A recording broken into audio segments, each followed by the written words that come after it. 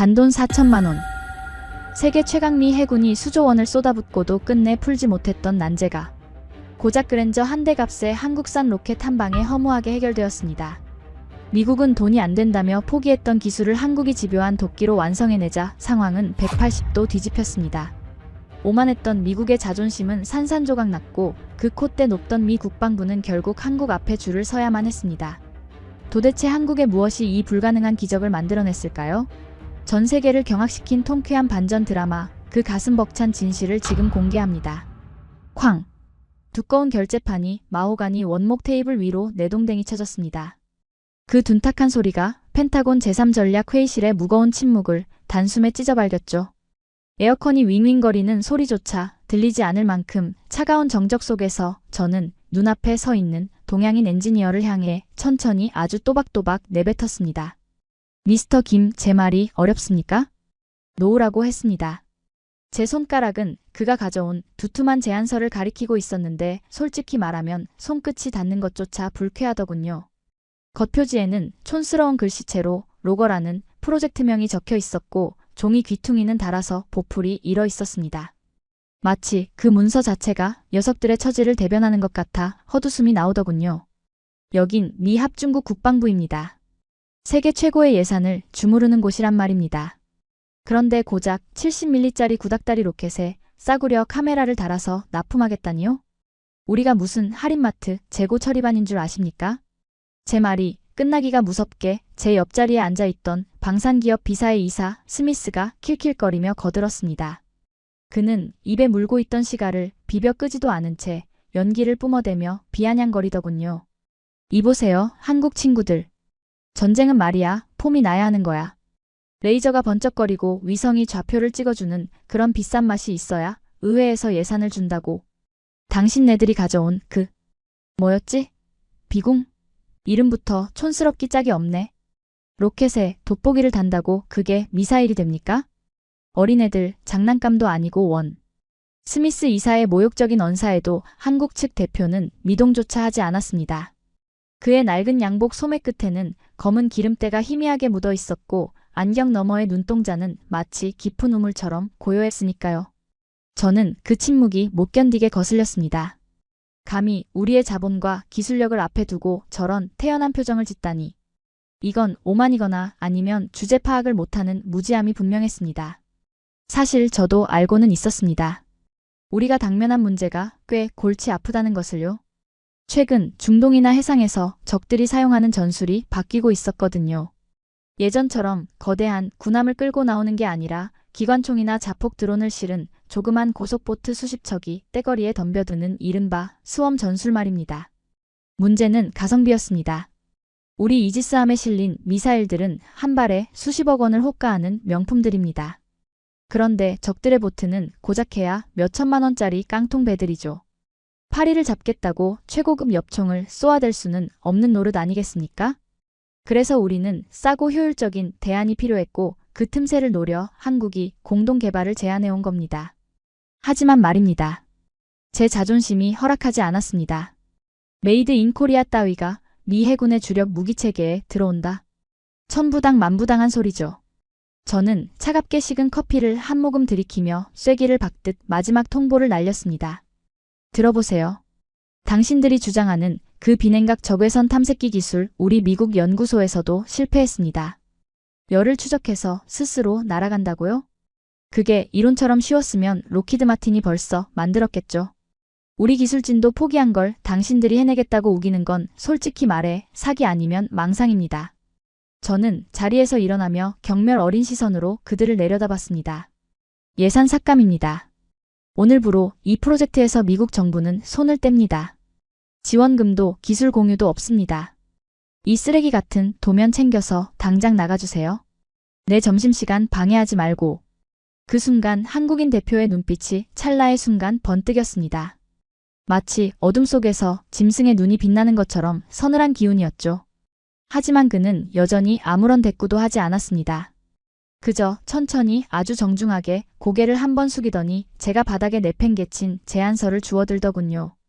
구겨진 종이 끝을 손바닥으로 조심스럽게 펴는 그 손가락 마디마디가 굵고 거칠었습니다. 그들은 군말 없이 회의실 문을 열고 나갔습니다. 닫히는 문틈 사이로 그들의 뒷모습이 보였습니다. 어깨는 처져 있었지만 발걸음만큼은 이상할 정도로 단호했죠. 쳇, 끈질긴 녀석들이군. 주제를 알았으면 다시는 얼씬도 하지 말아야지. 저는 넥타이를 느슨하게 풀며 소파에 몸을 던졌습니다. 스미스 이사가 다가와 제 어깨를 두드리며 껄껄 웃더군요. 잘했어, 친구. 골치 아픈 놈들 잘 털어냈네. 그깟 푼돈 아껴서 뭐 하겠나. 대신 우리 회사 신형 레이저 유도 로켓 알지? APKWS라고. 그거 이번에 도입하면 자네 은퇴 자금은 내가 섭섭지 않게 챙겨줌세. 레이저가 최고야, 레이저가. 폼 나잖아. 하, 그렇고 말고요. 감히 어디서 싸구려를 들이밀어? 우리는 서로 마주보며 호탕하게 웃었습니다. 창밖에는 펜타곤의 깃발이 펄럭이고 있었고 세상은 여전히 우리의 발 아래에 있는 것만 같았습니다. 그때는 정말 몰랐습니다. 우리가 쫓아낸 것이 단순한 잡상인이 아니라 훗날 우리 목숨줄을 쥐고 흔들 저승사자였다는 사실을 말입니다. 그들이 떠난 자리에 남은 거라곤 희미한 새 비린내와 낡은 종이 냄새뿐이었습니다. 저는 비서를 호출해 회의실 환기를 지시했습니다. 그 냄새가 왠지 모르게 불길하게 느껴져서 견딜 수가 없었거든요. 마치 폭풍우가 몰아치기 직전에 바다 냄새 같았다고나 할까요? 하지만 저는 곧 그 느낌을 지워버렸습니다. 미국이 못하는 걸 한국이 해낼 리가 없으니까요. 그건 물리학적으로 아니 자본주의적으로 불가능한 일이었습니다. 그렇게 시간은 흘렀고 우리는 그날의 결정을 까맣게 잊고 살았습니다. 적어도 그 안개가 몰려오기 전까지는 말입니다. 그 안개는 단순한 기상현상이 아니었습니다. 마치 신이 인간의 오만함을 시험하기 위해 바다 위에 깔아놓은 거대한 흰색 커튼과도 같았으니까요. 제 기억 속의 시간은 쏜살같이 흘러 어느새 저는 하와이 림팩 훈련의 현장 미 해군 강습 상륙함의 통제실에 서 있었습니다. 창밖은 온통 희뿌연 해무로 뒤덮여 불과 100m 앞의 파도조차 분간하기 힘들 정도였습니다. 습기를 머금은 공기는 끈적거렸고 통제실 안의 긴장감은 당겨진 활시위처럼 팽팽했습니다. 하지만 저는 그때까지만 해도 여유를 부리고 있었죠. 왜냐하면 그날의 주인공은 바로 우리 미국이 자랑하는 최첨단 유도무기 APKWS였기 때문입니다. 걱정 마십시오, 국장님. 이깟 안개쯤이야 우리 레이저 기술 앞에선 아무것도 아닙니다. 위성이 보고 있고 레이더가 찍어주는데 뭐가 문제겠습니까? 옆에 있던 스미스 이사는 여전히 자신만만했습니다. 그의 회사인 V사가 만든 그 로켓은 한 발에 수억 원을 호가하는 말 그대로 돈으로 바른 명품이었으니까요. 저는 고개를 끄덕이며 모니터 화면을 주시했습니다. 화면 속에는 가상의 적 역할을 맡은 고속 무인 표적선이 시속 70km 속도로 파도를 가르며 질주하고 있었습니다. 타겟 라곤. 발사. 오퍼레이터의 외침과 함께 갑판에서 굉음이 울렸습니다. 쉬익. 날카로운 파열음과 함께 우리의 자랑스러운 로켓이 안개를 뚫고 날아올랐습니다. 저는 승리의 미소를 지을 준비를 하며 커피잔을 들어 올렸죠. 그 로켓이 정확히 표적을 타격하고 거대한 물기둥을 만들어내는 그 짜릿한 순간을 기대하면서 말입니다. 그런데 말입니다. 모니터 화면에 뜬 결과는 제 예상을 보기 좋게 배신했습니다. 미스. 표적 상실. 반복합니다. 표적 상실. 통제실 스피커에서 다급한 비명이 터져나왔습니다. 로켓은 표적 근처에도 가지 못하고 엉뚱한 바다에 처박혀버렸습니다. 물기둥은 솟아올랐지만 표적선은 보란듯이 유유히 파도를 타고 도망치고 있더군요. 순식간에 통제실 안의 공기가 얼어붙었습니다. 저는 들고 있던 커피잔이 덜덜 떨리는 것을 느끼며 스미스 이사를 돌아봤습니다. 이게 어떻게 된 겁니까? 백발백중이라면서요? 스미스 이사의 얼굴은 이미 사색이 되어 있었습니다. 그는 당황한 기색을 감추려 헛기침을 해대더니 억울하다는 듯 소리치더군요. 이건 불가항력입니다. 국장님도 보시지 않았습니까? 저 지독한 안개 말입니다. 공기 중에 수분 입자가 너무 많아서 레이저가 산란된 겁니다. 레이저 포인트가 표적에 맺히질 않는데 미사일이 무슨 수로 찾아갑니까? 이건 신이 와도 못 맞춥니다. 기가 막히더군요. 수조 원의 개발비를 쏟아붓고 최첨단이라며 떠들썩하게 홍보했던 무기가 고작 바다 안개 때문에 무용지물이 되다니요.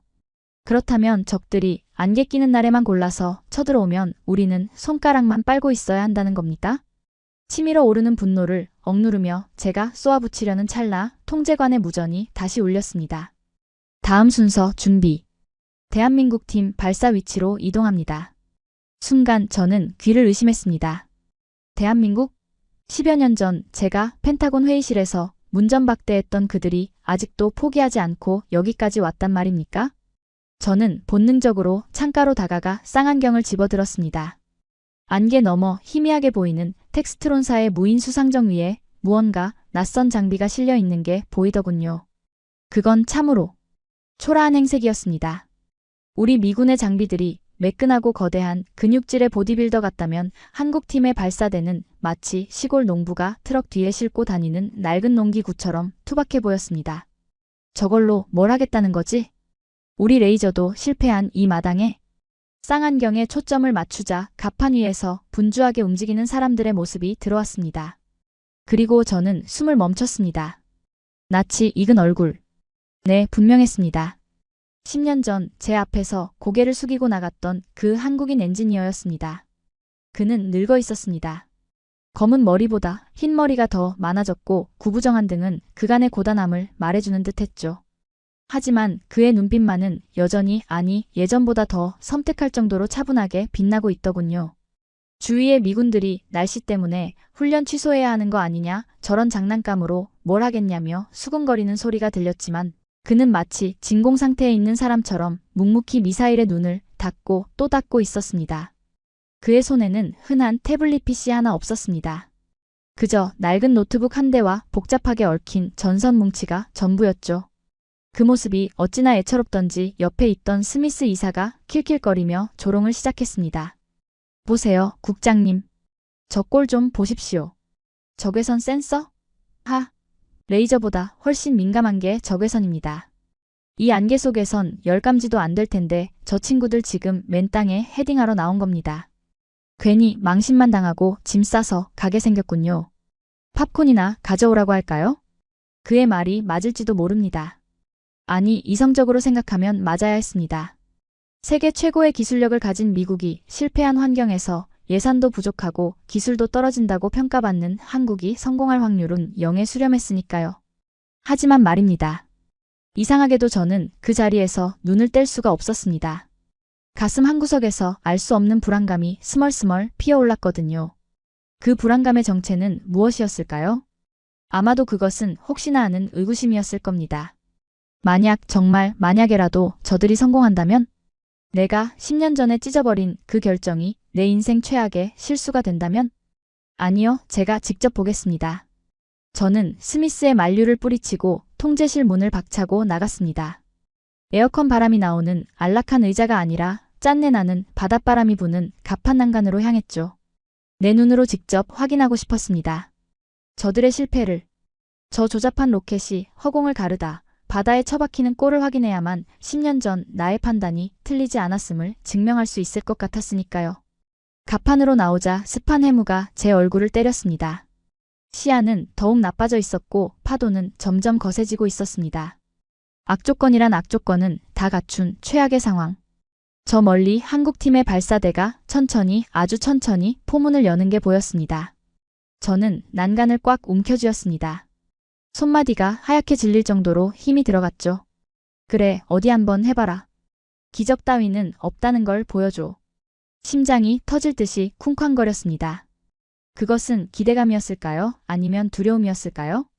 어느 쪽이든 상관없었습니다. 이제 곧 승패는 갈릴 테니까요. 한국 엔지니어가 손을 들어 올렸습니다. 그리고 짧고 굵은 구호가 안개를 뚫고 들려왔습니다. 발사. 그 순간 제 인생에서 가장 긴 1초가 시작되었습니다. 그 1초는 굉음이 아니라 날카로운 파열음으로 시작되었습니다. 쉬익. 마치 독사가 덤불 속에서 먹잇감을 향해 튀어나가듯 낡은 트럭 위 발사관에서 70mm 로켓이 붉은 꼬리를 끌며 튀어나갔습니다. 덩치가 산만한 우리 미군의 미사일들이 묵직하게 우르릉거리며 땅을 울리는 것과는 전혀 다른 소름 끼칠 정도로 가볍고 날렵한 비행이었죠. 로켓은 순식간에 저 짙은 해무 속으로 빨려 들어갔습니다. 시야에서 사라지는데 걸린 시간은 불과 0.5초. 그 뒤로는 오직 하얀 안개 벽만이 넘실거릴 뿐 아무것도 보이지 않았습니다. 저것 보십시오. 그냥 허공에 쏘아 올린 폭죽 아닙니까? 옆에 있던 스미스 이사가 배를 잡고 웃더군요. 그의 말대로 육안으로는 로켓이 어디로 갔는지 바다에 처박혔는지조차 확인할 길이 없었습니다. 레이더 화면조차 안개와 파도의 난반사 때문에 지직거리고 있었으니까요. 통제실의 미군 장교들도 그럼 그렇지 기름값만 날렸네 라며 혀를 차고 고개를 돌리려던 찰나였습니다. 치지지직. 타격 확인. 명중. 표적 완파되었습니다. 무전기 너머로 관측병에 다급한 비명이 터져나왔습니다. 웃고 있던 스미스의 입이 딱 벌어진 채 굳어버렸고 저는 들고 있던 쌍안경을 떨어뜨릴 뻔했습니다. 잘못 본 거 아니야? 이 안개 속에서? 저는 떨리는 손으로 쌍안경을 고쳐 잡고 해상 표적 구역을 뚫어져라 쳐다봤습니다. 안개 사이로 붉은 화염이 치솟고 있는 게 희미하게 보이더군요. 그건 분명했습니다. 시속 70km로 지그재그 기동을 하던 표적선이 정확히 정중앙을 얻어맞고 산산조각이 나 있었던 겁니다. 하지만 저를 진정으로 경악하게 만든 건 로켓의 명중 그 자체가 아니었습니다. 바로 그 순간 한국팀의 반응 때문이었죠. 상식적으로 생각해 보십시오. 세계 최강 미군도 실패한 악조건 속에서 자신들이 만든 저가형 로켓이 보란듯이 성공했습니다. 그렇다면 환호성을 지르거나 모자를 집어던지며 서로 얼싸안고 춤이라도 춰야 정상 아니겠습니까? 스미스 이사 같았으면 벌써 샴페인을 터뜨리고 전 세계 언론에 전화를 돌렸을 겁니다. 그런데 말입니다. 제가 쌍안경으로 확인한 그들의 모습은 기이할 정도로 고요했습니다. 데이터 확인했습니다. 오차 범위 0.3m 이내. 다음 발사 시퀀스 입력합니다. 한국팀의 리더로 보이는 그 중년의 엔지니어는 표적선이 불타오르는 광경을 쳐다보지도 않더군요. 그는 마치 저녁 메뉴를 고르는 사람처럼 무심한 표정으로 무릎 위에 올려둔 투박한 군용 노트북 키보드만 두드리고 있었습니다. 그의 곁에선 젊은 연구원들도 마찬가지였습니다. 그들은 흥분은커녕 오히려 더 차갑게 가라앉은 눈으로 모니터의 수치만 체크하고 있었습니다. 그 순간 제 등골로 서늘한 소름이 쫙 끼치더군요. 저들은 이게 기적이 아니라는 걸 알고 있었어. 그제야 깨달았습니다. 저들에게 이 성공은 운이 좋아서 얻어걸린 로또가 아니라 수만 번의 실패와 데이터를 통해 이미 검증된 확정된 미래였던 겁니다. 우리가 화려한 레이저쇼에 취해 샴페인을 마실 때 저들은 기름때 묻은 작업복을 입고 이 지독한 안개 속을 뚫을 방정식을 풀고 있었던 것이죠. 저도 모르게 마른 침을 삼켰습니다. 우리의 최첨단 통제실은 패닉에 빠져 센서 오류다. 다시 확인해라. 라며 고함을 지르고 난장판이 되어가는데 정작 낡은 트럭 위에 앉은 저들은 마치 거대한 기계의 부품처럼 한치의 오차도 없이 다음 발사를 준비하고 있었습니다. 그 대비가 너무나도 극명해서 저는 수치심마저 느껴지더군요. 세계 최강이라는 미 해군의 최신의 이지스함 통제실보다 저 초라한 트럭 위가 훨씬 더 프로페셔널한 전장처럼 보였으니까요. 국장님, 이건 말도 안 됩니다. 저 친구들이 쓴 기술 우리가 10년 전에 폐기한 비냉각 적외선 방식입니다. 그 싸구려 기술로 어떻게 이런 정밀도가 나옵니까? 스미스 이사가 제 팔을 잡아 흔들며 억울하다는 듯 소리쳤습니다. 그의 얼굴은 불그락푸르락해져 있었고 눈동자는 흔들리고 있었습니다. 자신의 밥줄이 끊길지도 모른다는 공포가 엄습한 거겠죠. 하지만 저는 그의 손을 매몰차게 뿌리쳤습니다. 더 이상 그의 변명이 귀에 들어오지 않았습니다. 제 시선은 오직 한국 엔지니어의 손끝에 고정되어 있었습니다. 그가 다시 손을 들었습니다. 이번엔 한 발이 아니었습니다. 다표적 동시 교전 모드. 발사. 그의 나직한 한국말이 바람을 타고 제 귓가에 들리는 듯 했습니다. 이번엔 두 발의 로켓이 동시에 발사관을 떠났습니다. 그리고 그 로켓들은 안개 속에서 춤을 추듯 갈라지더니 서로 다른 방향으로 도망치던 두 척의 표적선을 향해 마치 살아있는 생물처럼 궤적을 꺾어 날아갔습니다. 이건 단순한 무기가 아니었습니다. 우리가 돈으로 처바른 멍청한 미사일과는 차원이 다른 한국인들의 집요한 도끼가 만들어낸 영리한 사냥개였습니다. 저는 주머니 속에서 떨리는 손으로 담배를 꺼내 물었지만 라이터를 켤 생각조차 하지 못했습니다. 제 눈앞에서 벌어지고 있는 이 믿기 힘든 광경을 단 1초도 놓치고 싶지 않았거든요. 그때까지도 저는 몰랐습니다. 이 놀라움은 앞으로 닥쳐올 거대한 공포에 비하면 그저 예고편에 불과했다는 사실을 말입니다. 쾅! 쾅! 제 눈앞에서 벌어진 일은 현실이라기보다는 차라리 잘 연출된 공포영화의 한 장면 같았습니다. 안개 속으로 사라졌던 두 발의 로켓이 정확히 3초 뒤 서로 다른 방향으로 도주하던 표적선 두 척을 동시에 타격했습니다. 단순히 맞춘 게 아니었습니다. 마치 굶주린 상어가 물범을 낚아채듯 로켓은 파도 위를 스치듯 낮게 깔려 날아가다가 표적의 홀수선을 정확히 뚫고 들어가 내부에서 폭발해버렸습니다. 충격파가 통제실 유리창을 때렸고 제 손에 들려있던 담배는 바닥으로 떨어졌습니다. 스미스 이사는 입을 딱 벌린 채 마치 유령이라도 본 사람처럼 창문에 얼굴을 바짝 들이대고 있더군요. 이건 말도 안 돼. 센서 오류야. 저게 어떻게 가능해? 레이더 유도도 없이? 그의 비명 섞인 외침이 정적을 깼습니다. 하지만 저는 그의 말을 무시하고 떨리는 다리를 이끌고 메인 콘솔 모니터 앞으로 다가갔습니다. 화면에는 한국팀의 로켓이 보내온 실시간 원격 측정 데이터가 붉은색 그래프로 춤을 추고 있었습니다. 저는 그 데이터를 보는 순간 뒤통수를 망치로 얻어맞은 듯한 충격을 받았습니다. 거기엔 제가 지난 30년 동안 군 생활을 하면서 단 한 번도 보지 못한 기이할 정도로 완벽한 살인 알고리즘이 적혀 있었으니까요. 국장님, 이것 좀 보십시오. 이 데이터 조작된 거 아닙니까? 통제관이 창백해진 얼굴로 저를 불렀습니다. 저는 그가 가리키는 수치들을 하나하나 뜯어보기 시작했습니다. 그리고 그 숫자들이 가리키는 진실을 마주하는 순간 저는 온몸의 피가 차갑게 식는 것을 느꼈습니다. 데이터 1, 표적 탐지 시간 0.02초. 보통의 적외선 센서가 열원을 탐지하고 라곤을 꺼는 데는 최소 23초가 걸립니다. 그런데 한국의 이 낡은 로켓은 발사관을 떠나자마자 0.02초 만에 안개 속의 숨은 표적을 찾아냈습니다. 이건 기계적인 속도가 아니었습니다. 마치 로켓 자체가 지능을 가지고 어디를 봐야 적이 있는지 미리 알고 있는 듯한 속도였습니다. 데이터 2, 명중 오차 15cm. 이건 더 충격적이었습니다. 바다는 멈춰있는 땅이 아닙니다. 파도는 2m 높이로 일렁이고 표적선은 시속 70km로 날뛰고 있었습니다. 그런데 타격점의 오차가 고작 15cm? 이건 배를 맞춘 게 아니라 배 위에 있는 선장실 창문을 골라서 뚫었다는 뜻입니다. 이건 사기야. 그래, 사기라고. 스미스 이사가 씩씩거리며 제 어깨를 잡아채더군요. 그의 눈은 핏발이 서 있었고 땀으로 범벅이 되어 있었습니다. 국장, 정신 차려요. 저 한국 놈들이 꼼수를 쓴 겁니다. 미리 표적선에 GPS 발신기를 심어놨거나 몰래 레이더를 쓰고 있는 게 분명해요. 그렇지 않고서야 저 싸구려 적외선 센서로 이 안개를 뚫는다는 게 말이 됩니까? 우리 회사 최신형 레이저 시커도 못하는 걸 저 70년대 고물 트럭이 해냈다고요?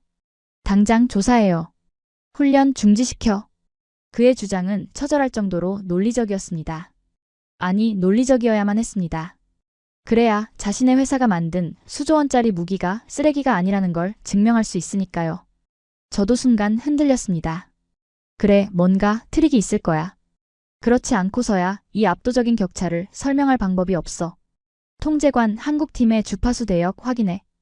혹시 외부에서 레이더 지원을 받고 있나? 제 지시에 통제관들이 미친 듯이 키보드를 두드렸습니다. 전자전 장비가 한국팀의 모든 신호를 샅샅이 뒤졌습니다. 만약 그들이 몰래 레이더를 쓰고 있다면 강력한 전파 신호가 잡혀야 정상이었습니다. 1분 뒤 통제관이 떨리는 목소리로 보고를 올렸습니다. 신호가 없습니다. 뭐? 다시 확인해. 그럴 리가 없어. 정말입니다, 국장님. 외부 데이터 링크, GPS 보정 신호. 아무것도 없습니다. 저 로켓들은 발사된 직후부터 외부와 통신을 완전히 끊었습니다. 오로지 로켓 자체에 내장된 눈으로만 날아가고 있습니다. 발사 후 망각. 말로는 수없이 들었던 단어지만 그것이 완벽하게 구현된 현장을 목격하는 건 공포 그 자체였습니다. 쏘고 나면 끝. 유도할 필요도 신경 쓸 필요도 없이 로켓이 알아서 적을 찾아 죽인다. 그것도 이 지독한 안개 속에서 말입니다. 그때였습니다. 모니터를 보던 분석관 한 명이 비명을 질렀습니다. 국장님, 마지막 발사입니다. 그런데 표적이 없습니다. 화면을 보니 정말이더군요. 한국팀에게 할당된 표적선 5척은 이미 모조리 격침되어 바닷속으로 사라진 상태였습니다. 그런데 한국의 발사대에는 아직 마지막 한 발의 로켓이 남아 있었고 엔지니어는 멈추지 않고 발사 버튼을 눌러버린 겁니다. 미친. 뭐 하는 거야? 쏠 데도 없는데 왜 쏴? 스미스 이사가 조소를 날렸습니다. 하, 저것 봐요. 기계가 오작동한 겁니다. 표적이 없는데 발사됐잖아요. 이제 저 로켓은 갈 곳을 잃고 자폭하거나 엉뚱한 민간 선박을 때릴 겁니다. 저게 바로 싸구려의 한계. 쉬익. 마지막 로켓이 허공을 갈랐습니다. 목표물을 잃은 로켓은 잠시 공중에서 머뭇거리는 듯 하더군요. 마치 사냥감을 찾는 매처럼 고개를 까딱거리는 기이한 기동이었습니다. 통제실의 모든 인원이 숨을 죽이고 그 궤적을 쫓았습니다. 갈 곳 없는 화살은 어디로 향할 것인가? 그런데 그 순간 로켓이 갑자기 수직으로 급강하를 시작했습니다. 그곳은 이미 첫 번째 로켓에 맞아 산산조각이 난 표적선의 잔해들이 둥둥 떠다니는 곳이었습니다. 설마. 제 입에서 신음이 터져 나왔습니다. 로켓은 바다 위에 떠 있는 1m 남짓한 표적선의 파편을 향해 꽂혔습니다. 쾅! 물기둥과 함께 파편조차 가루가 되어 사라졌습니다. 통제실에는 무거운 침묵만이 감돌았습니다. 에어컨 소리조차 들리지 않는 완벽한 정적. 그 누구도 입을 열지 못했습니다. 표적이 없으면 표적의 시체라도 찾아서 확인 사살을 해버리는 저 집요함. 저건 기술이 아니라 차라리 저주에 가까웠습니다. 저는 천천히 고개를 돌려 스미스 이사를 바라봤습니다. 방금 전까지 오작동이라며 비웃던 그의 얼굴은 이제 공포로 하얗게 질려 있었습니다. 그는 믿을 수 없다는 듯 자신의 태블릿 PC와 창밖을 번갈아 보며 중얼거리더군요. 이게 4천만 원짜리라고? 말도 안 돼. 우리 미사일은 2억이 넘는데? 센서 가격만 해도 저 로켓값보다 비싼데? 어떻게 저게 더 정확해? 그는 패닉에 빠져 있었습니다. 단순히 자존심 문제가 아니었습니다. 이건 비즈니스 모델의 붕괴였습니다. 100% 명중률을 가진 4천만 원짜리 무기가 시장에 나온다면 2억 원짜리인데 명중률 50%도 안 되는 자신의 무기는 설 자리가 없어지니까요. 그는 지금 자신의 파산 선고를 목격하고 있는 셈이었습니다.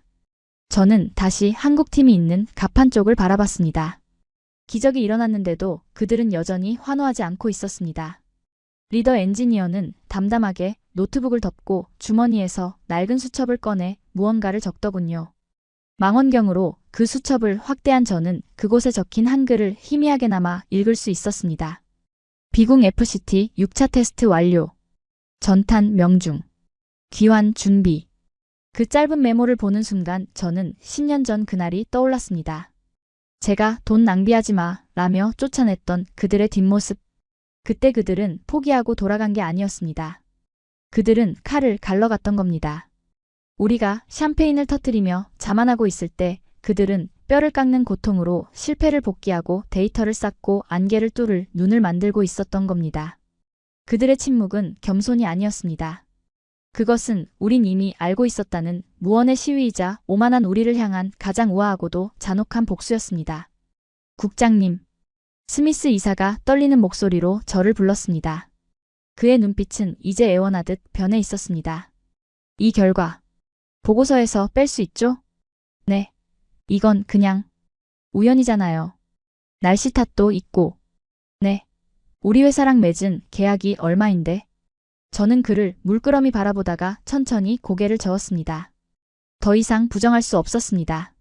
눈앞의 데이터는 차가울 정도로 명확했으니까요. 명중률 100%, 6아웃 오브 6 히트. 소요 예산 미군 대비 18%. 이 숫자는 거짓말을 하지 않습니다. 저는 떨리는 손으로 마이크를 잡았습니다. 펜타곤 본부에 이 충격적인 결과를 보고해야 했습니다. 목이 메어왔지만 사실을 말해야만 했습니다.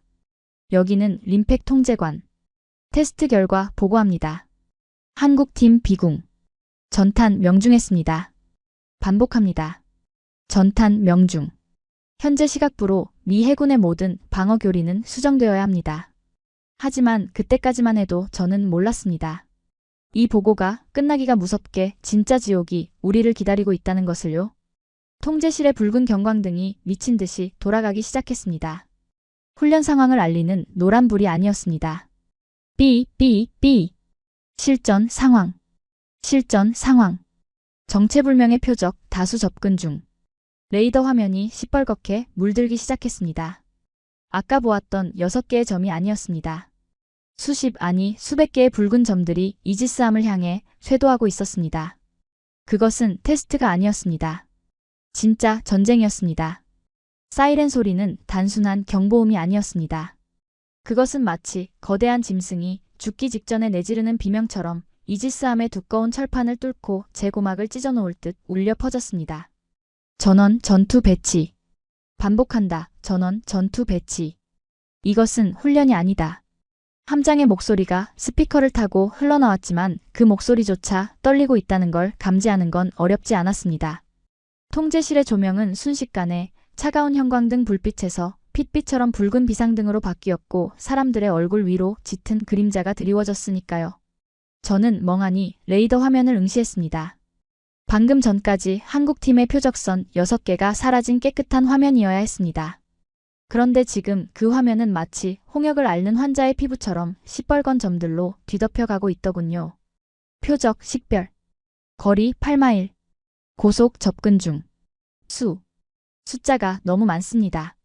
50, 아니 70척 이상입니다. 레이더 관제병의 비명이 터졌습니다. 그 붉은 점들은 일반적인 군함이 아니었습니다. 정규군의 진영도 예의도 없었습니다.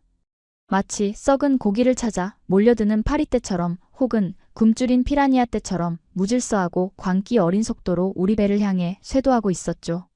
젠장. 저게 다 뭐야? 이 훈련구역에 민간 어선이 들어온 거 아니야? 스미스 이사가 제 팔을 붙잡고 흔들며 소리쳤습니다. 그의 얼굴은 공포로 하얗게 질려 있었지만 여전히 현실을 부정하고 싶은 눈치였습니다. 하지만 저는 본능적으로 알 수 있었습니다. 저건 어선 따위가 아니었습니다. 저 불규칙한 기동, 저 압도적인 속도. 스웜. 제 입에서 저도 모르게 탄식이 새어나왔습니다. 현대전의 악몽. 수천억 원짜리 군함을 무력화시키는 가장 비열하고도 효율적인 전술. 값싼 소형 보트에 폭약이나 기관포를 싣고 떼거리로 덤벼드는 자살 특공대 전술 말입니다. 거리 5마일. 유관 식별 가능합니다. 견시병의 보고와 함께 대형 모니터에 적의 모습이 잡혔습니다. 안개 사이로 모습을 드러낸 놈들은 예상대로였습니다. 낡은 고무보트와 개조된 어선들. 하지만 그 위에는 녹슨 기관포와 RPG 발사기들이 흉물스럽게 달려 있었습니다. 놈들은 파도를 타는 게 아니라 파도를 찢으며 미친 듯이 달려오고 있었습니다. 요격해. 당장 쓸어버려. 함장이 고함을 질렀습니다. 미 해군의 자존심인 127mA가 불을 뿜었습니다. 쾅, 쾅. 거대한 포성이 바다를 울렸습니다. 하지만 결과는 처참하더군요. 거친 파도 위에서 널뛰기 하듯 움직이는 작은 보트를 대형 함포로 맞추는 건 달리는 차 안에서 바늘구멍에 실을 꿰는 것만큼이나 불가능한 일이었습니다. 포탄은 놈들의 배 뒤쪽 바다에 거대한 물기둥만 만들 뿐 단 한 척도 저지하지 못했습니다. 함포 명중 실패. 적들 산계합니다. 미사일 쏴. 헬파이어. 하푼. 뭐든 다 난리란 말이야. 스미스 이사가 옆에서 발을 동동 구르며 악을 썼습니다. 함장은 입술을 깨물며 발사 명령을 내렸습니다. 쉬익. 수십억짜리 하푼 미사일과 헬파이어가 날아갔습니다. 하지만 그 역시 무용지물이었습니다. 이 짙은 안개 속에서 레이저 유도 방식인 헬파이어는 표적을 찾지 못해 허공을 헤맸고 레이더 유도 방식인 하푼은 저 작은 고무 보트들을 파도나 부유물로 인식해 라곤조차 걸지 못했으니까요. 가성비의 저주. 저는 10년 전 제가 뱉었던 말이 비수가 되어 돌아오는 것을 느꼈습니다. 우리는 크고 비싸고 강력한 적들만 상대할 준비를 해왔습니다. 항공모함이나 구축함을 잡는 무기만 잔뜩 실어놓고 정작 저런 모기떼를 잡을 파리채는 준비하지 않았던 겁니다. 2억 원짜리 미사일로 1000만 원짜리 보트를 잡으려니 예산이 문제가 아니라 물리적 한계에 부딪힌 것이죠. 거리 2마일.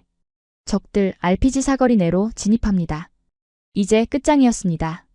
저 수십 척의 보트가 동시에 자폭 공격을 감행한다면 아무리 최신의 이지스함이라도 무사할 수 없습니다. 통제실 안은 아수라장이 되었습니다. 장교들은 비명을 지르고 통신병들은 본부에 지원 요청을 하느라 고함을 질러댔습니다. 그런데 말입니다. 이 지옥 같은 혼란 속에서도 단 한 곳, 마치 다른 차원에 있는 것처럼 고요한 구역이 있었습니다. 바로 한국팀이 있는 콘솔 박스였습니다. 저는 홀린 듯 그쪽으로 비틀거리며 다가갔습니다. 리더 엔지니어는 아수라장이 된 통제실 상황에는 눈길조차 주지 않고 있었습니다. 그는 창백하게 질린 미군 병사들 사이에서 묵묵히 자신의 노트북 화면만을 응시하고 있더군요. 도대체 뭘 믿고 저렇게 태어난 거지? 죽음이 두렵지 않은 건가? 저는 그의 어깨 너머로 노트북 화면을 훔쳐봤습니다. 그리고 그 순간 저는 숨을 멈추고 말았습니다. 그 화면에 떠 있는 것은 단순한 제어 프로그램이 아니었습니다. 그것은 제가 평생 군사 기밀을 다루면서도 한 번도 보지 못한 소름 끼치도록 정교한 학살의 알고리즘이었습니다. 타겟 식별 72개, 위협 순위 자동 분류 완료, 동시 교전 가능 수량 40발, 장전 완료, 알고리즘 다표적 군집 대응 모드. 저는 경악했습니다. 이건 애초에 1대1 대결을 위해 만든 무기가 아니었습니다. 미국이 정밀 타격이라며 한 발 한 발에 집착할 때 한국은 처음부터 1대 다수의 싸움을 준비하고 있었던 겁니다. 화면 속의 시뮬레이션은 충격적이었습니다. 수십 개의 적들이 몰려오는 패턴을 AI가 실시간으로 분석하고 가장 위험한 놈부터 순서대로 번호를 매기고 있었습니다. 사람이 일일이 지정해줄 필요도 없었습니다. 기계가 스스로 판단하고 스스로 분배하고 스스로 살생부를 작성하고 있었으니까요. 이게 뭡니까? 제 목소리는 떨리고 있었습니다. 엔지니어는 그제야 저를 쳐다보더군요. 안경 너머의 눈빛은 건조하기 짝이 없었습니다. 북한 때문입니다. 그의 대답은 짧고 간결했습니다. 그들은 공기부양정 수백 척을 한꺼번에 보냅니다. 우리는 돈이 없어서 비싼 미사일을 많이 못 만듭니다. 그래서 한 번에 다 잡아야 했습니다. 놓치면 우리 가족이 죽으니까요. 그 짧은 한마디에 저는 머리를 쇠망치로 얻어맞은 듯 했습니다. 그렇군요. 우리 미국에게 전쟁은 비즈니스이자 원정 경기였지만 저들에게 전쟁은 생존이자 홈 경기였던 겁니다. 우리가 돈이 안 된다며 버린 그 기술은 저들에겐 죽느냐 사느냐를 가르는 유일한 동아줄이었기에 그들은 10년 동안 이토록 처절하게 칼을 갈아왔던 겁니다. 스웜 로직, 떼거리를 잡는 기술은 천재성이 아니라 공포가 만들어낸 발명품이었습니다. 하지만 감탄할 시간조차 없었습니다. 갑자기 배가 크게 휘청거렸습니다. 쾅! 귀를 찢는 폭발음과 함께 통제실 바닥이 솟구쳐 올랐습니다. 선체 외벽에 첫 번째 자폭 보트가 충돌한 겁니다. 경보음은 이제 비명처럼 변했고 천장에서 먼지와 파편이 우수수 쏟아졌습니다. 피격, 우현 3번 격실 피격, 침수 발생, 아비규환. 말 그대로 지옥이었습니다. 저는 바닥에 나뒹굴며 책상을 붙잡고 일어서려 했습니다.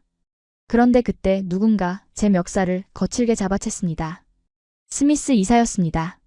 방금 전까지 오만하게 굴던 그는 온데간데 없고 살기 위해 발버둥치는 추악한 짐승만이 남아있더군요. 그는 헬멧도 쓰지 않은 채 비상탈출구 쪽으로 저를 질질 끌고 가며 소리쳤습니다. 이봐, 국장. 다 당신 탓이야. 알지? 당신이 저 재수 없는 한국 놈들을 데려와서 부정탄 거라고. 내 레이저 무기가 실패한 것도 적들이 몰려온 것도 다 당신 책임이야. 난 살아야겠어. 난 여기서 죽을 사람이 아니라고. 그는 저를 희생양으로 삼으려 하고 있었습니다. 자신의 무기가 실패했다는 사실을 덮기 위해 이 모든 상황을 저와 한국팀의 탓으로 돌리고 혼자 도망치려는 속셈이었죠. 그는 저를 통제실 구석으로 밀쳐버리고는 함장에게 달려가 고래고래 소리를 질렀습니다. 함장, 퇴함 명령 내려. 배 버리고 탈출해. 저 한국 놈들 장비 때문에 레이더가 먹통이 돼서 공격당한 거라고 보고서 쓰면 돼. 어서. 역겨웠습니다. 수백 명의 병사들이 죽어가는 이 순간에도 자신의 안위와 회사의 주가 방어만을 생각하는 저 작자가 바로 10년 전 제가 손을 잡았던 파트너였다는 사실이 죽고 싶을 만큼 수치스러웠습니다. 적들의 보트는 이제 300m 앞까지 다가왔습니다. 추가 폭발음이 들려오고 배는 점점 기울어지기 시작했습니다. 미국의 최첨단 무기들은 고철 덩어리가 되어 침묵하고 있었고 제 손에 쥐어진 권총은 무력하기만 했습니다. 끝이구나. 저는 눈을 감았습니다. 10년 전 한국 엔지니어들의 도면을 찢어발기며 비웃던 제 모습이 주마등처럼 스쳐 지나갔습니다. 이것은 인과응보일까요? 오만의 대가를 이렇게 처참하게 치르게 될 줄은 꿈에도 몰랐습니다. 그때였습니다. 체념한 제 귓가에 지옥의 화염 속에서 들려올 리 없는 너무나도 차분하고 기계적인 음성이 들려왔습니다. 시스템 온라인. 표적 할당 완료. 사격 개시. 한국 엔지니어의 목소리였습니다. 저는 번쩍 눈을 떴습니다. 그것은 발사라기보다는 차라리 비상에 가까웠습니다. 쉬익 슈슈슉. 귀를 찢는 폭발음 대신 날카롭고 건조한 파열음이 연달아 터져 나왔습니다. 10년 전 우리가 장난감이라며 비웃었던 그 낡은 트럭 위의 발사관에서 36발의 로켓이 부채꼴 모양으로 흩어지며 안개 속으로 빨려 들어갔습니다. 그 모습은 마치 성난 벌떼가 집을 지키기 위해 일제히 튀어나가는 것과 흡사했죠. 저는 멱살을 잡고 있던 스미스 이사의 손을 뿌리치고 홀린 듯 깨진 창문 틈으로 그 궤적을 쫓았습니다. 보통의 미사일이라면 거대한 화염을 뿜으며 직선으로 날아갔겠지만 이 녀석들은 달랐습니다. 놈들은 발사되자마자 허공에서 기이한 춤을 추듯 궤도를 꺾더니 제각기 다른 목표물을 향해 독립적으로 흩어졌습니다. 누가 조종하는 것도 아니었습니다. 레이더가 유도해주는 것도 아니었죠. 그저 로켓 앞부분에 달린 주먹만한 적외선 탐색기 하나에 의지해 놈들은 스스로 살기를 띠고 적들을 찾아 나섰습니다. 쾅! 쾅! 퍼버벅! 그리고 정확히 5초 뒤 바다 위에서 불꽃놀이가 시작되었습니다. 300m 전방까지 쇄도해 오던 적의 선두 고속정들이 동시다발적으로 폭발했습니다. 빗나가는 법이 없더군요. 파도가 3m 넘게 치는 악천후 속에서도 로켓들은 마치 자석에 이끌리듯 적 함정의 엔진룸이나 조타실 같은 급소를 정확히 파고들었습니다. 특히 소름 끼쳤던 건 놈들의 회피기동 무시 능력이었습니다. 적들이 미사일을 피하려 갈지자로 배를 꺾어대면 한국의 로켓 역시 똑같이 갈지자로 꺾으며 끝까지 쫓아가 기어이 들이받았습니다. 그것은 기계적인 추적이 아니라 마치 사냥감이 숨통이 끊어질 때까지 목덜미를 놓지 않는 맹수의 집요함 그 자체였습니다. 저게 뭐야?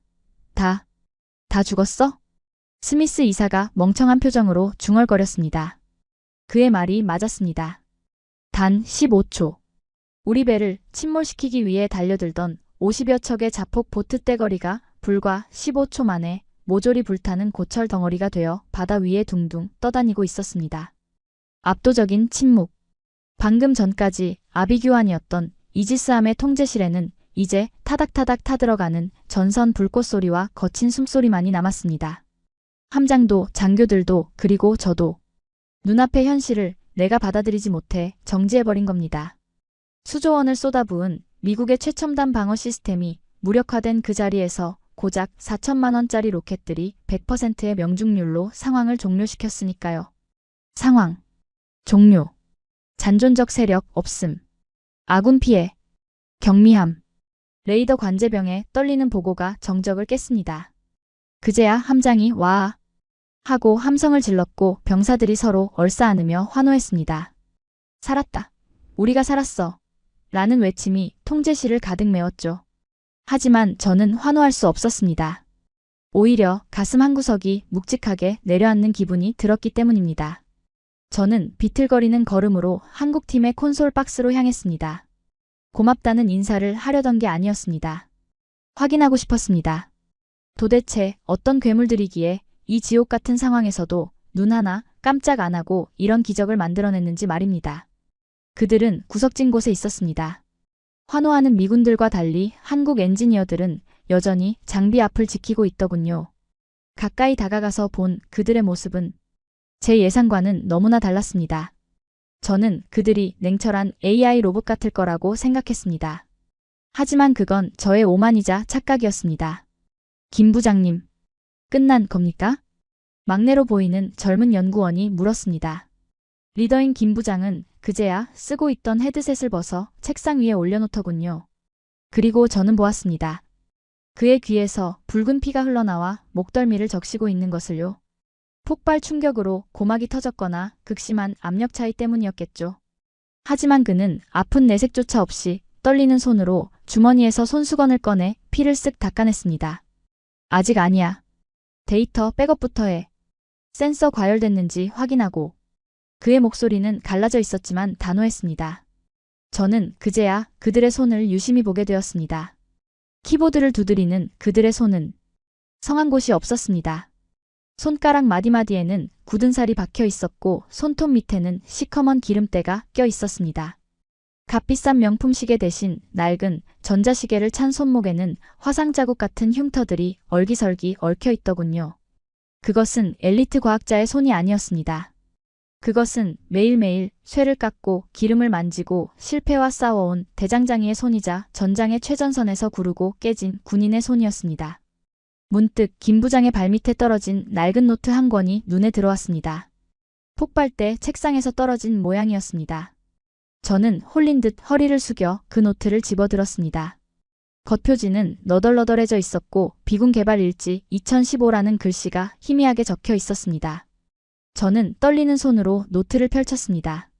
그곳에는 복잡한 수식이나 코드가 아니라 피냄새가 진동하는 처절한 기록들이 빼곡히 적혀 있었습니다.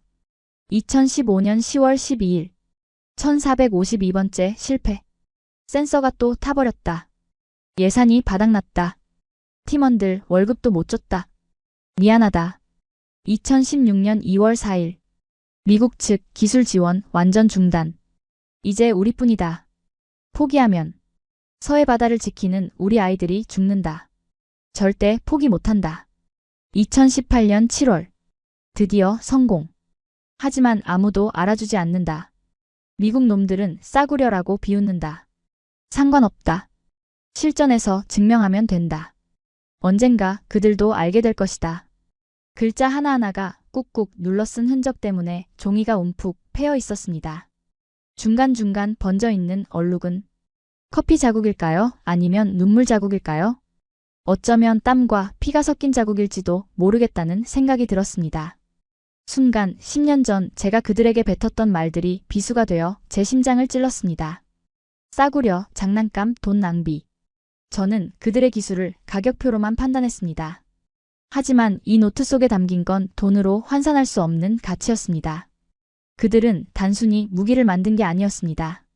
그들은 강대국 틈 바구니에서 살아남기 위해 자신들의 뼈와 살을 갈아 넣어 생존의 도끼를 시스템으로 구현해낸 것이었습니다. 미국인인 저에게 이 전쟁은 저 멀리 바다 건너의 뉴스였지만 저들에게 전쟁은 매일매일 머리맡에 두고 자야 하는 현실이었기에 저토록 완벽할 수밖에 없었던 겁니다. 돌려주시죠. 묵직한 목소리에 고개를 드니 김 부장이 저를 바라보고 있었습니다. 그의 눈은 깊고 고요했습니다. 저를 원망하는 눈빛이 아니었습니다. 그저 자신의 할 일을 마친 장인의 담담함만이 서려 있었죠. 저는 부끄러움에 얼굴이 화끈거렸습니다. 제가 입고 있는 최고급 양복과 이탈리아산 구두가 저들의 기름 묻은 작업복 앞에서 한없이 초라하게 느껴졌으니까요. 저는 두 손으로 공손히 노트를 건네며 저도 모르게 떨리는 목소리로 물었습니다. 어떻게 버텼습니까? 우리가. 미국이 당신들을 버렸는데, 지원도 끊고 무시하고 모욕까지 줬는데, 왜 포기하지 않았습니까? 김 부장은 피 묻은 손수건을 주머니에 넣으며 덤덤하게 대답하더군요. 우린 미국처럼 돈이 많지 않습니다. 실패해도 다시 만들 여유가 없죠. 그는 잠시 숨을 고르더니 시선을 창밖에 불타는 바다로 돌렸습니다. 그리고 우리에겐 물러설 곳이 없습니다. 당신들에겐 이것이 수많은 작전 중 하나겠지만 우리에겐 이것이 뚫리면 내 가족이 죽는 문제입니다. 그러니 우리는 목숨을 걸 수밖에요. 그 순간 저는 망치로 머리를 얻어맞은 듯 멍해졌습니다. 물러설 곳이 없다. 그 절박함, 그 간절함. 그것이 바로 슈퍼컴퓨터도 계산해내지 못한 변수였습니다.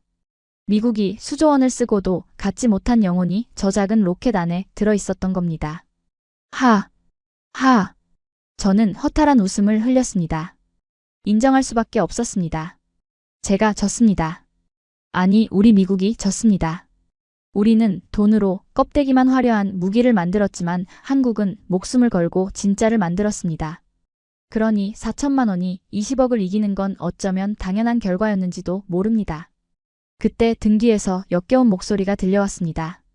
오, 미스터 김. 정말 대단했어. 내가 뭘 했어? 자네들은 할 수 있다고 했잖아. 이거 내가 본사에 잘 보고할게. 우리 V사 이름으로 포장해서 납품하면 대박 날 거야. 수익 배분은 우리가 7, 자네들이 3. 어때? 미국 브랜드가 붙어야 팔리지 않겠어? 스미스 이사였습니다. 상황이 정리되자 어느새 기어나와 김 부장의 어깨에 팔을 두르며 친한 척을 하고 있었습니다. 방금 전까지 한국 놈들 때문에 죽게 생겼다며 저를 밀치던 그자가 이제는 저들의 공로를 가로채려 하고 있었습니다. 저들의 피와 땀이 밴 성과에 숟가락을 얹어 또다시 돈장난을 치려는 수작이었죠. 김 부장의 표정이 굳어졌습니다. 하지만 그는 익숙한 듯 그저 쓴웃음을 지으며 스미스의 손을 치우려 했습니다. 힘없는 약소국의 서름이 느껴지는 동작이었습니다. 하지만 말입니다.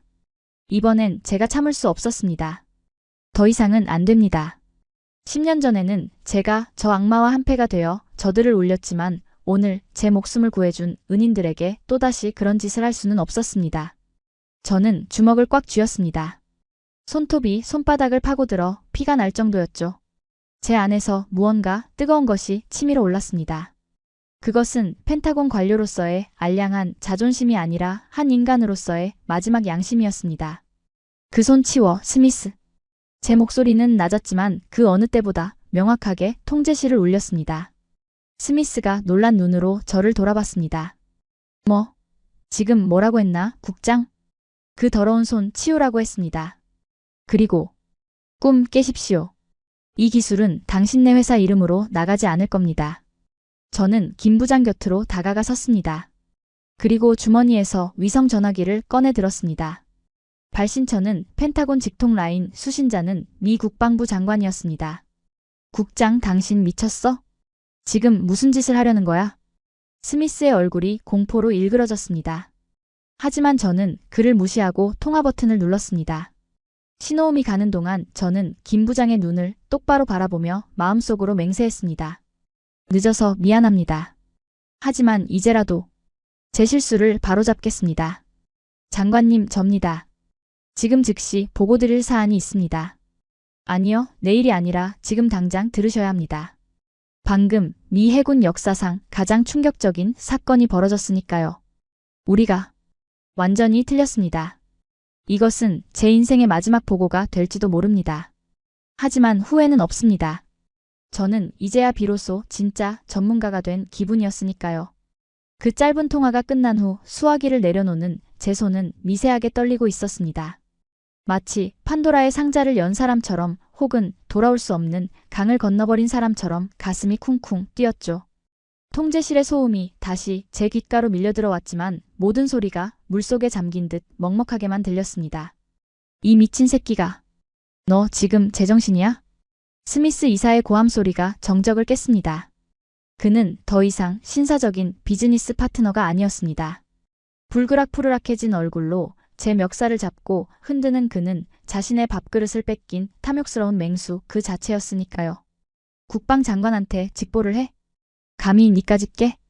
내가 누군지 알아? 우리 V사가 매년 의회에 뿌리는 로비 자금이 얼마인지 아냐고. 너 이 바닥에서 매장당하고 싶어? 연금도 못 받고 길거리에 나 앉게 해줄까? 그의 협박은 빈말이 아니었습니다. 저는 알고 있었습니다. 펜타곤과 방산 카르텔의 유착 관계가 얼마나 깊고 끈끈한지를요. 그들은 마음만 먹으면 일개국장 하나쯤은 소리 소문 없이 바보로 만들거나 영원히 업계에서 추방할 수 있는 권력을 쥐고 있었습니다. 평소에 저였다면 아마 그 자리에서 무릎 꿇고 빌었을 겁니다. 제 안락한 노후와 명예를 위해서 말입니다. 하지만 말입니다. 이상하게도 두렵지 않더군요. 오히려 그의 악에 바친 목소리가 들리면 들릴수록 제 머릿속은 차갑게 식어갔습니다. 저는 천천히, 아주 천천히 제 멱살을 잡은 그의 손목을 쳐냈습니다. 그리고 주머니 속에 넣어두었던 김 부장의 낡은 노트를 꺼내 마치 방패처럼 가슴에 품었습니다. 그 얇고 너덜너덜한 공책이 수천억 원의 자본을 등에 업은 스미스보다 훨씬 더 무겁고 거대하게 느껴졌기 때문입니다. 스미스, 당신 말이 맞아.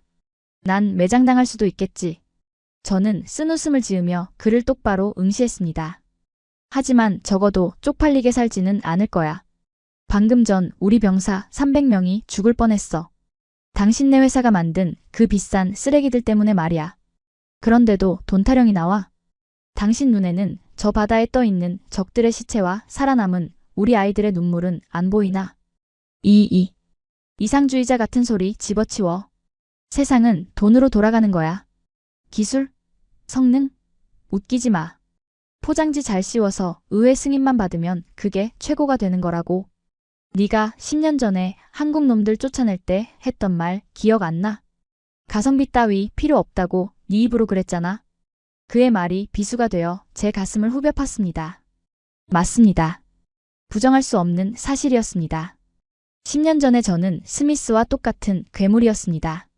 펜타곤의 화려한 집무실에 앉아 현장의 땀방울보다는 계산기의 숫자를 더 신뢰했던 오만한 엘리트. 미국이 최고라는 착각에 빠져 우물 밖의 세상이 얼마나 치열하게 돌아가는지 보려고도 하지 않았던 우물 안 개구리. 그때 저는 깨달았습니다. 오늘 제가 목격한 이 절망의 정체를 말입니다. 그것은 단순히 적들의 기습이나 무기의 실패 때문이 아니었습니다. 진짜 절망은 거대한 제국이 내부에서부터 썩어 문드러지고 있었다는 사실을 저 스스로 증명해버렸다는 것이었습니다. 우리가 자만심에 취해 비싼 칵테일을 마시고 있을 때 한국은 피눈물을 흘리며 칼을 갈았습니다. 우리가 로비스트들과 골프를 치며 형님 아우할 때 한국 엔지니어들은 기름 냄새 쩌는 공장에서 밤을 새웠습니다. 그 10년의 격차가 오늘 이 바다 위에서 극명하게 드러난 겁니다. 4천만 원과 20억 원. 그 숫자의 차이는 단순한 가격표가 아니라 절실함의 무게 차이였던 것입니다. 저는 비틀거리는 걸음으로 통제실 창가로 다가갔습니다. 창밖에는 전투가 끝난 바다가 고요하게 출렁이고 있었습니다. 안개는 걷히고 있었고 저 멀리 수평선 위로 붉은 해가 떠오르고 있더군요. 그리고 그 빛 아래 한국팀의 낡은 트럭과 발사대가 보였습니다. 초라했습니다. 옆에 정박한 미군의 거대한 헬기나 첨단 장비들에 비하면 정말이지 볼품없을 정도로 작고 낡았습니다. 하지만 제 눈에는 그 어떤 항공모함보다 더 위대해 보였습니다. 나는 평생 무엇을 위해 일해온 걸까? 허탈감이 밀려왔습니다. 세계 최강이라는 미 국방부의 명함, 두둑한 연봉, 사람들의 존경. 그 모든 것이 모래성처럼 무너져 내리는 기분이었습니다. 저는 그저 거대한 시스템의 부속품이자 스미스 같은 장사꾼들의 배를 불려주는 허수아비에 불과했던 겁니다. 김 부장. 저는 나지막히 그의 이름을 불렀습니다. 갑판 위에서 김 부장은 여전히 묵묵히 뒷정리를 하고 있었습니다. 승리의 기쁨에 도취되어 인터뷰를 준비하는 것도 미군들에게 자랑을 늘어놓는 것도 아니었습니다. 그는 그저 사용한 로켓에 빈 탄피를 회수하고 장비에 묻은 바닷물을 닦아내고 있었습니다. 마치 내일 또다시 전장에 나가야 하는 사람처럼. 그 모습을 보는 순간 제 안에서 무언가가 울컥하고 치솟았습니다. 부끄러움, 그리고 경외감. 저들은 알고 있었던 겁니다. 무기란 누군가를 죽이기 위한 도구가 아니라 지키기 위한 최후의 수단이라는 것을요. 그렇기에 그들은 화려함 대신 확실함을, 자존심 대신 실용을 선택했던 겁니다. 여보세요? 국장? 듣고 있어? 내 말 들리냐고? 수화기 너머에서, 아니 아직 끊어지지 않았던 제 주머니 속의 위성 전화기에서 장관님의 목소리가 희미하게 들려왔습니다. 아, 제가 전화를 끄는 게 아니었군요. 너무나 큰 충격에 수화기를 귀에서 뗐을 뿐 통화는 계속 연결되어 있었던 겁니다. 저는 떨리는 손으로 전화기를 다시 귀에 가져다 댔습니다. 죄송합니다, 장관님. 잠시 생각할 게 있어서요. 보고 내용은 다 들었네. 자네가 보낸 데이터도 지금 참모들이 확인했고 믿기지가 않는군. 그게 정말 한국이 독자 개발한 기술이란 말인가? 미국 기술이 하나도 안 들어갔어? 장관님의 목소리에는 당혹감이 서려 있었습니다. 당연하겠죠. 천조국이라 불리는 우리가 동맹국이라고는 하지만 한 수 아래로 봤던 한국에게 기술적으로 완패했다는 사실을 받아들이기 힘들었을 테니까요. 저는 깊은 숨을 들이마셨습니다. 지금 여기서 제가 무슨 말을 하느냐에 따라 제 인생은 물론이고 한미 양국의 운명이 바뀔 수도 있다는 것을 직감했습니다. 스미스의 말대로 적당히 둘러대고 한미 공동성과라고 포장하면 저는 안전할 수 있습니다. 스미스도 살고 저도 살고 국방부의 체면도 살릴 수 있겠죠. 하지만 그렇게 하면 저들의 피와 땀은 또다시 지워질 겁니다. 10년 전처럼 저 낡은 노트 속에 적힌 처절한 기록들은 역사의 뒤안길로 사라지고 대신 뻔뻔한 로비스트들이 샴페인을 터뜨리게 되겠죠. 저는 눈을 감았습니다. 김 부장의 기름때 묻은 손과 귀에서 흐르던 피가 떠올랐습니다. 그리고 결심했습니다. 더 이상 우물 안 개구리로 살지 않겠다고. 비록 제가 펜타곤에서 쫓겨나는 한이 있어도 진실만큼은 지켜야겠다고 말입니다. 장관님, 정정하겠습니다. 제 목소리는 더 이상 떨리지 않았습니다. 이것은 미국의 기술이 아닙니다. 우리가 10년 전에 돈이 안 된다고 내다버린 쓰레기를 한국이 주워다가 보석으로 만든 겁니다. 100% 한국의 기술이고 한국의 땀이며 한국의 승리입니다. 수화기 너머로 침묵이 흘렀습니다. 옆에서 엿듣던 스미스의 얼굴이 사색이 되어 무너져 내리는 게 곁눈질로 보였습니다. 그리고 한 가지 더 말씀드릴 게 있습니다. 저는 쐐기를 박았습니다. 지금 당장 한국에 특사단을 보내십시오. 그리고 정중하게 아주 정중하게 고개를 숙이고 부탁하십시오. 그 기술을 우리에게 팔아달라고 말입니다. 만약 자존심 때문에 머뭇거린다면 장담컨대 5년 안에 미 해군의 절반은 저 값싼 보트 떼거리에 수장될 겁니다. 이건 제 명예가 아니라 미 합중국의 생존이 걸린 문제입니다. 자네 지금 그 말이 무슨 뜻인지 알고 하는 건가? 네, 알고 있습니다. 옷을 벗으라면 벗겠습니다. 하지만 장관님 제발 이번만은 돈이 아니라 실력을 선택해 주십시오. 그래야 우리 아이들이 삽니다. 긴 침묵 끝에 장관님의 한숨 소리가 들려왔습니다. 알겠네. 자네 보고서 토시 하나 바꾸지 말고 그대로 올려. 그리고 한국 대표단 지금 어디 있나? 제 옆에 있습니다. 바꿔줘. 내가 직접 사과하고 감사를 표해야겠네. 통화가 끝나는 순간 저는 온몸에 힘이 빠져 주저앉을 뻔했습니다. 등 뒤에서 스미스가 너 정말 끝이야. 내가 가만 안 둘 거야. 라고 악을 쓰며 경비병들에게 끌려나가고 있었지만 그 소리는 이제 저 멀리 들리는 개 짖는 소리처럼 하찮게 느껴졌습니다. 저는 비틀거리는 다리를 이끌고 다시 갑판으로 나갔습니다. 아침 햇살이 비추는 그곳에서 김 부장이 짐을 챙기고 있었습니다. 저는 그에게 다가가 전화기를 내밀었습니다. 김 부장님, 미 국방장관입니다. 그는 의아한 표정으로 저를 쳐다봤습니다. 저는 빙그레 웃어 보였습니다. 아마 10년 만에 처음으로 그에게 짓는 진짜 미소였을 겁니다. 당신들이 이겼습니다. 완벽하제요. 그가 전화기를 받아드는 모습을 보며 저는 난간에 기대어 하늘을 올려다봤습니다. 하와이의 푸른 하늘이 유난히 시리게 느껴지더군요. 이제 저는 펜타곤으로 돌아가면 짐을 싸야 할지도 모릅니다. 청문회에 불려다니며 조리돌림을 당할 수도 있겠죠.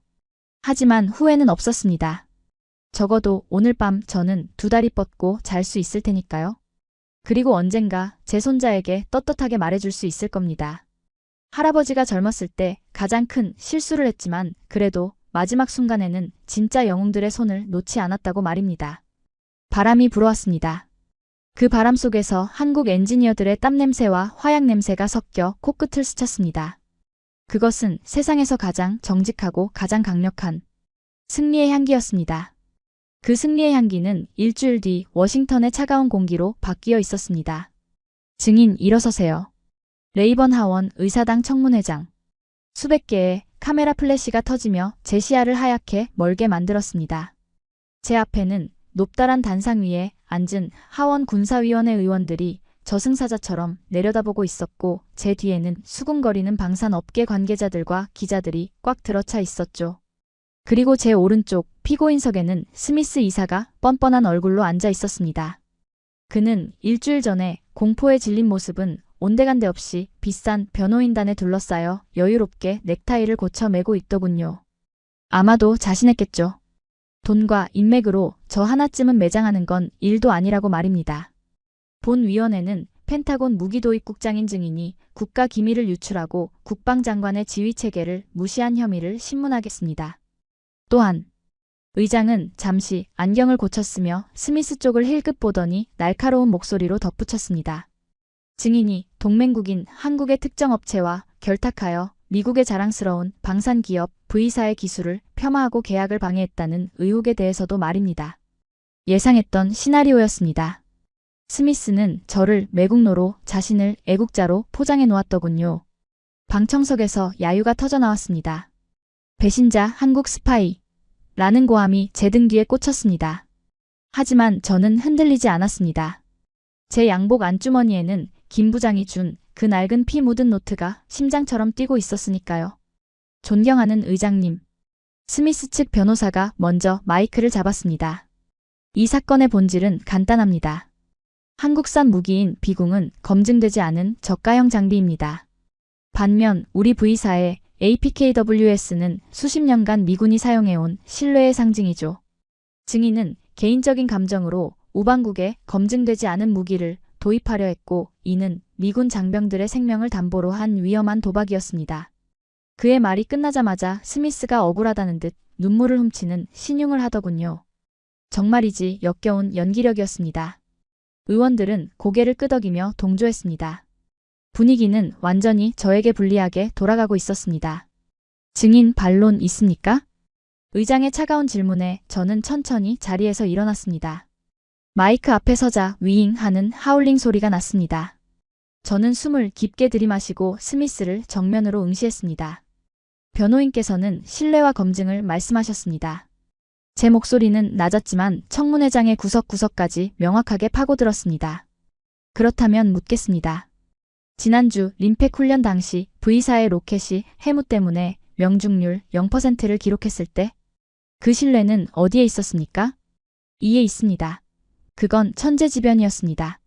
변호사가 벌떡 일어나 소리쳤지만 저는 말을 멈추지 않았습니다. 천재지변요? 그렇다면 한국의 로켓은 신의 가호라도 받아서 100% 명중했단 말입니까? 아닙니다. 그건 기술력의 차이였습니다. 저는 준비해온 서류 가방을 열었습니다. 하지만 제가 꺼낸 건 두꺼운 보고서가 아니었습니다. 단 한 장의 USB 메모리였습니다. 의장님 지금 화면에 띄워주십시오. 이것은 림팩 훈련 당시 이지스함의 블랙박스 데이터 원본입니다. 스크린에 영상이 재생되었습니다. 스미스의 로켓이 허공을 가르다 바다에 처박히는 장면 그리고 한국의 로켓이 파편까지 쫓아가 박살내는 장면이 적나라하게 펼쳐졌습니다. 장내는 순식간에 술렁이기 시작했습니다. 100마디 말보다 강력한 영상 증거 앞에 스미스의 얼굴이 굳어지기 시작했죠. 하지만 진짜 체크메이트는 지금부터였습니다. 스미스 이사님 그리고 위원님들. 여러분은 한국산 무기가 싸구려라서 위험하다고 하셨습니다. 하지만 제가 입수한 자료에 따르면 진짜 위험한 건 바로 당신들의 가격표입니다. 저는 또 다른 차트를 화면에 띄웠습니다. 비용 대 효과 분석. 미국산 한 발당 2.5억 원 자폭 보트 한 척 격침 비용은 2.5억 원 손실. 한국산 한 발당 4천만 원 자폭 보트 한 척 격침 비용은 4천만 원으로 약 6분의 1. 자 보십시오. 적들은 2천만 원짜리 보트로 덤벼듭니다. 만약 우리가 V사의 미사일로 대응한다면 우리는 적을 잡을 때마다 2억 3천만 원씩 손해를 봅니다. 적이 보트 1000척을 보내면 우리는 미사일 값으로만 2,500억 원을 써야 합니다. 이건 전쟁을 하기도 전에 예산이 바닥나서 파산한다는 뜻입니다. 좌중에서 탄식이 터져나왔습니다. 경제 논리에 민감한 의원들의 눈빛이 흔들리기 시작했습니다. 하지만 저는 목소리를 높였습니다. 한국의 비공을 쓰면 이야기가 달라집니다. 우리는 적보다 더 싼 가격으로 더 정확하게 적을 제압할 수 있습니다. 이것이 바로 비대칭 전력의 역설을 깨부술 유일한 해법입니다. 스미스 이사님, 당신이 말하는 국익이란 대체 뭡니까? 국민 세금으로 당신 회사의 배를 불려주는 겁니까? 아니면 우리 병사들이 효율적으로 이기는 겁니까? 그건 궤변이야. 우리 기술이 더 정밀하다고. 한국 건 짝퉁이야. 스미스가 자리에서 일어나 삿대질을 했습니다. 그는 이성을 잃고 있었습니다. 저는 그 순간을 놓치지 않았습니다. 이제 마지막 숨통을 끊을 차례였습니다. 정밀함이라. 좋습니다. 그렇다면 이건 어떻게 설명하시겠습니까? 저는 주머니에서 김 부장의 낡은 노트를 꺼내 들어 보였습니다. 그리고 다른 한 손으로는 서류 한 장을 높이 치켜들었습니다. 이것은 V사가 10년 전 미 국방부에 제출했던 로직 개발 포기각서입니다. 그리고 이 노트는 한국 기술진이 그 10년 동안 실패를 거듭하며 기록한 개발 일지입니다. 저는 스미스를 향해 천천히 걸어갔습니다. 카메라 플래시가 미친 듯이 터졌습니다. 스미스 이사, 당신들은 10년 전 기술적 한계라며 이 프로젝트를 벌였습니다. 그런데 이제 와서 한국이 성공하니까 우리 기술을 베꼈다고 주장하고 있습니다. 하지만 여기 한국 엔지니어의 일지에는 당신들이 포기한 비냉각 센서 소형화의 해법이 날짜별로, 시간별로 상세히 적혀 있습니다. 저는 의장을 바라보며 단호하게 말했습니다. 존경하는 의장님, 미 연방조달규정 제3.104조에 따르면 경쟁사의 기술적 성과를 허위로 비방하거나 자신의 성과로 조작하여 입찰을 방해하는 행위는 명백한 연방사기죄에 해당합니다. 또한 제가 제출한 증거 12호에는 스미스 이사가 훈련 직후 한국 측에 수익 배분 7대 3을 제안하며 기술 탈취를 시도한 음성 녹취록도 포함되어 있습니다. 뭐라고? 녹취록? 스미스의 다리가 풀렸습니다. 그는 털썩 의자에 주저앉았습니다. 녹취록. 물론 림팩 현장에서는 너무 시끄러워서 제대로 녹음되지 않았을 수도 있습니다. 하지만 제가 있다고 선언한 순간, 그리고 그가 당황한 순간 그것은 이미 진실이 되어버린 겁니다. 그의 반응 자체가 자백이나 다름없었으니까요. 이것은 단순한 로비 사건이 아닙니다. 저는 마지막 쐐기를 박았습니다. 이것은 국가 안보를 볼모로 잡은 기업 범죄입니다. 한국은 우리를 구했습니다. 그런데 우리는 그들에게 감사는커녕 도둑 누명을 씌우려 했습니다. 만약 이 사실이 전 세계에 알려진다면 앞으로 그 어떤 동맹국이 미국을 위해 피를 흘리겠습니까? 장내는 찬물을 끼얹은 듯 고요해졌습니다. 의장의 표정은 싸늘하게 굳어 스미스를 향하고 있었습니다. 방청석의 기자들은 미친 듯이 타자기를 두드리고 있었고 야유를 보내던 사람들은 입을 다물었습니다. 의장님, 저는 제 경력을 걸고 말씀드립니다. 저는 노트를 가슴에 품고 가장 진심 어린 목소리로 호소했습니다. 미국의 자존심은 최고를 주장하는 것이 아니라 최고를 인정하는 용기에서 나온다고 배웠습니다. 지금 우리가 해야 할 일은 한국을 비난하는 것이 아니라 그들의 손을 잡고 생존의 파트너가 되는 것입니다. 이상입니다. 땅, 땅, 땅. 의사봉 소리가 청문회장을 울렸습니다. 그 소리는 스미스에게는 사형 선고였고 저에게는 해방의 종소리였습니다. 본위원회는 V사의 입찰 자격을 즉시 정지하며 스미스 이사에 대한 연방 수사를 의뢰합니다. 또한 국방부는 한국 정부와 즉각적인 비공 도입 협상을 시작하십시오. 안 돼. 이건 모함이야. 내가 누군지 알아? 스미스가 경비원들에게 끌려나가며 발악했지만 아무도 그를 쳐다보지 않았습니다. 모든 카메라는 저 그리고 제가 든 낡은 노트를 비추고 있었습니다. 저는 깊은 숨을 내쉬며 단상에서 내려왔습니다.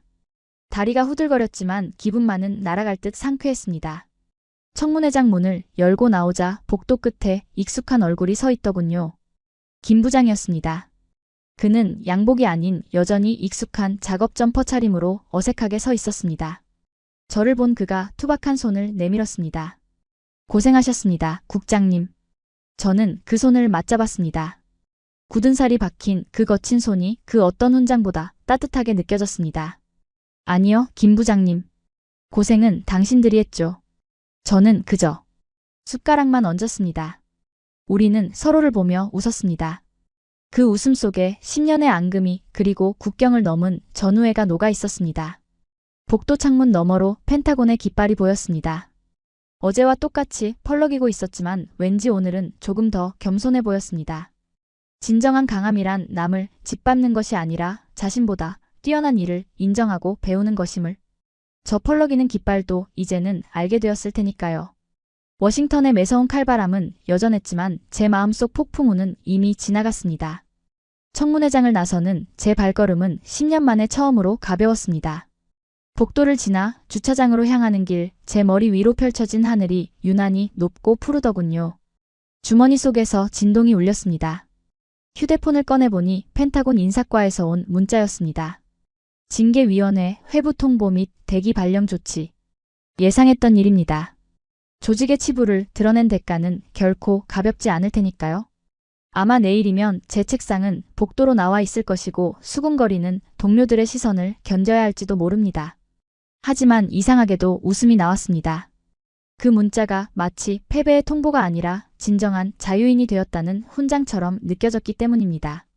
저는 차에 올라타 시동을 걸었습니다.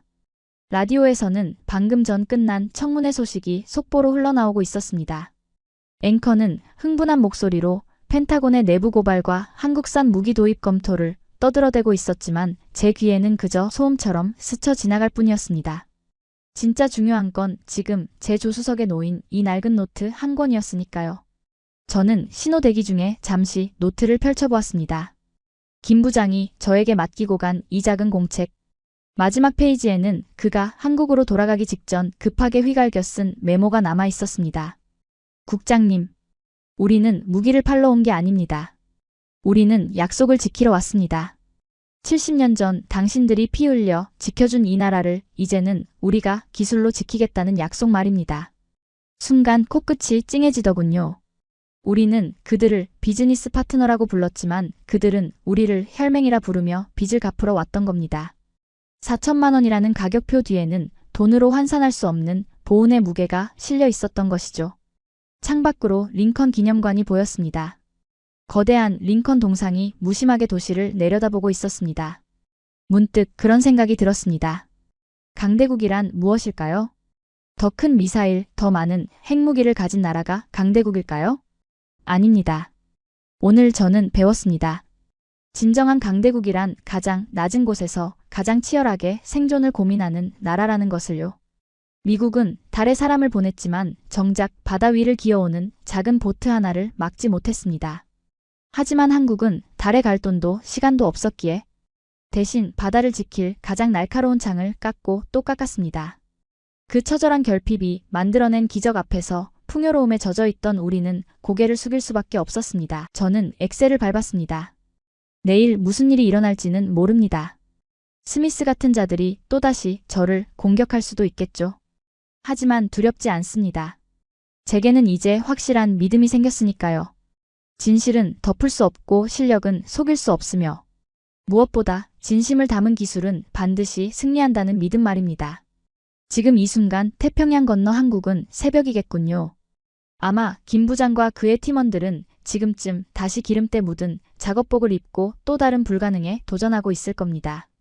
그들의 연구실 불빛이 꺼지지 않는 한 자유진영의 바다는 그 어느 때보다 안전할 것입니다. 저는 핸들을 꽉 쥐며 혼자 중얼거렸습니다. 고맙습니다, 코리아. 그리고 미안했습니다. 이것은 제 인생에서 가장 늦었지만 가장 솔직한 고백이었습니다. 워싱턴의 노을이 붉게 타오르고 있었습니다. 마치 그날 밤 바다 위에서 보았던 한국 로켓의 붉은 꼬리표처럼 강렬하고도 아름답게 말입니다. 여러분, 오늘 이야기 어떠셨습니까? 미국이 돈이 안 된다며 버린 기술을 주워다가 10년의 도끼로 갈고 닦아 결국 그 미국을 구원해낸 대한민국 엔지니어들의 이야기. 이것은 단순한 국뽕이 아니라 지금 이 순간에도 보이지 않는 곳에서 피땀 흘리는 우리 기술자들의 위대한 승전보였습니다. 강대국의 자존심마저 꺾어버린 4천만 원의 기적. 우리는 돈이 없지 가오가 없는 게 아니었습니다. 오늘 영상이 가슴 뜨거우셨다면 구독과 좋아요 부탁드립니다. 저는 더 짜릿한 대한민국 승리의 역사로 다시 찾아오겠습니다.